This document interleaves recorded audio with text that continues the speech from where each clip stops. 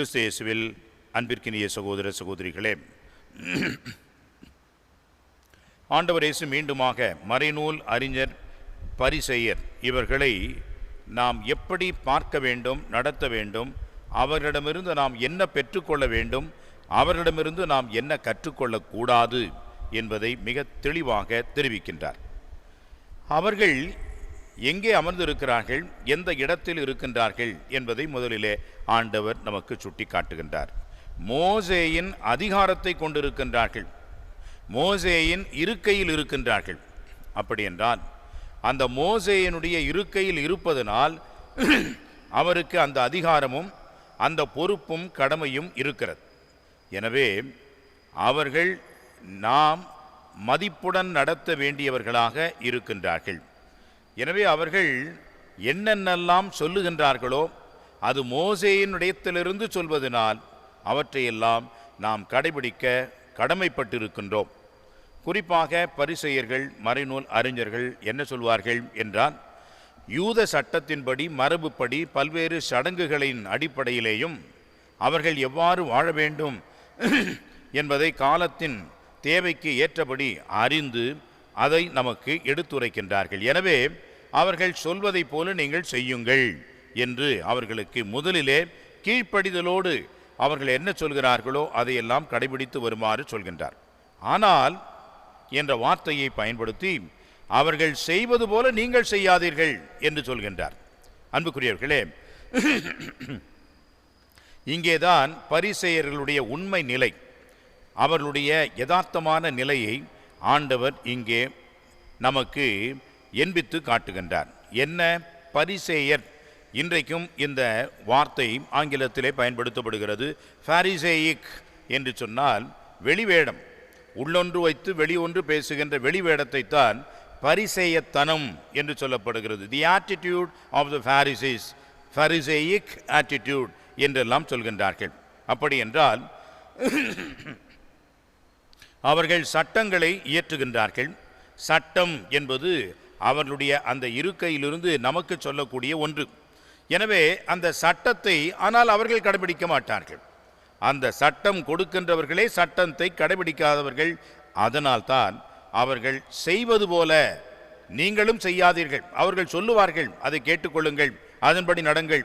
ஆனால் அவர்கள் அதையே செய்ய மாட்டார்கள், தங்களுடைய வாழ்விலே கடைபிடிக்க மாட்டார்கள். அப்படி நீங்கள் செய்யாதீர்கள், ஏனெனில் அவர்கள் சொல்வார்கள், செயலில் காட்ட மாட்டார்கள். அன்புக்குரியவர்களே, இது எதை காட்டுகிறது என்று சொன்னால், பரிசேயரிடம் இருக்கக்கூடிய இரண்டு மனநிலையை நமக்கு படம் பிடித்து காட்டுகிறது. இது மிக முக்கியமான ஒன்று, தவக்காலத்திலே நாம் கவனிக்க வேண்டிய ஒன்று.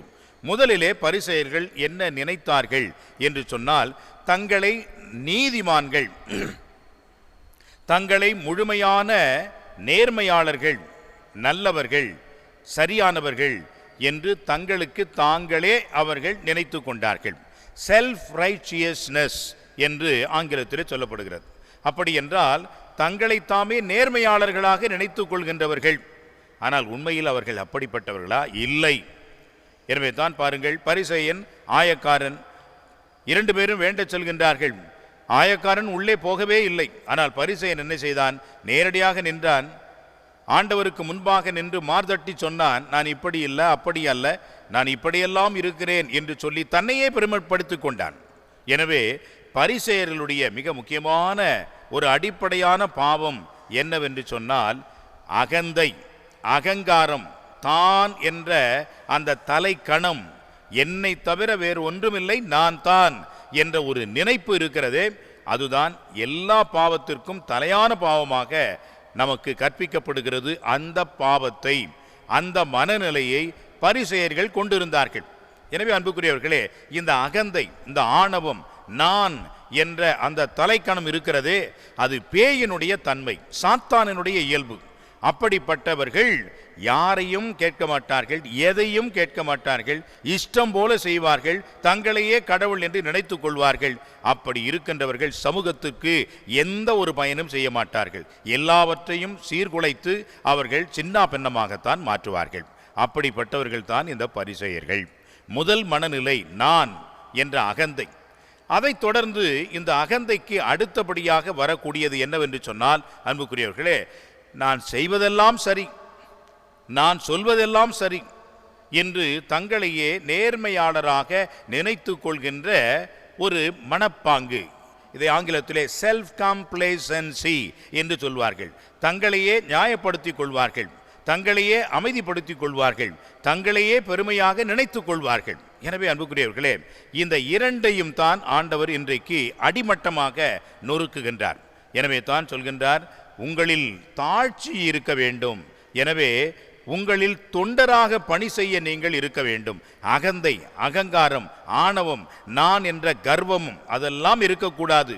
மாறாக உங்களில் ஒருவர் தாழ்ச்சியுடன் நீங்கள் பணிபுரிய வேண்டும், தொண்டராக இருக்க வேண்டும். தம்மை தாமே தாழ்த்துகின்றவர்களைத்தான் ஆண்டவர் உயர்த்துகிறார் என்று நமக்கு பாடம் கற்றுக் கொடுக்கின்றார். தவக்காலத்தில் இருக்கின்றோம், பல தவ முயற்சிகளை செய்கிறோம், ஜெபங்களை செய்கிறோம், பிறனன்பு காரியங்களை எல்லாம் நாம் செய்கிறோம். ஆனால் ஒரு காரியத்தை நாம் செய்யவில்லை என்று சொன்னால் இந்த தவத்தினால், தவ காலத்தினால் ஒரு பயனும் கிடையாது. அது என்ன? நான் என்ற அகங்காரம், தலைகணம், கர்வம், இதிலிருந்து நாம் விடுபட வேண்டும். அகந்தை, ஆணவம் என்பதுதான் அடிப்படையான பாவம். எனவே நம்மையே நாம் வெறுமையாக்குவோம், இறைவன் முன்பாக நம்மையே நாம் தாழ்த்தி நிற்போம். ஆண்டவர் எனக்கு எல்லாமாக இருக்கின்றார் என்று இறைவனை முன்னிறுத்தி நம்மையே நாம் தாழ்த்துவோம் என்று சொன்னால் கண்டிப்பாக ஆண்டவர் நம்மை உயர்த்துவார். அதுதான் இறப்பு உயிர்ப்பு என்ற அனுபவம். தம்மையே நாம் தாழ்த்தி கொள்கின்ற பொழுது நமக்கு நாம் இறக்கின்றோம், இறைவன் நம்மை உயர்த்துவார். அதுதான் உயிர்ப்பின் அனுபவமாக இருக்க வேண்டும். இயேசு ஆண்டவர் தந்தையினுடைய விருப்பப்படி வாழ வேண்டும் என்பதற்காக சிலுவையிலே கடைசி வரைக்கும் ஆம் என்று தன்னுடைய உயிரை கொடுத்தார், இறந்தார். தந்தை கடவுள் அவரை எப்பெயருக்கும் மேலான பெயரை வழங்கி எந்நாளும் எல்லோரும் அவரை கடவுளின் மகன் என்று போற்றுகின்ற உயிர்ப்பை வழங்கி மாட்சிப்படுத்தினார். இறக்கின்றவர்கள் தான் உயிர்ப்பார்கள், இழக்கின்றவர்கள் தான் பெற்றுக்கொள்வார்கள்.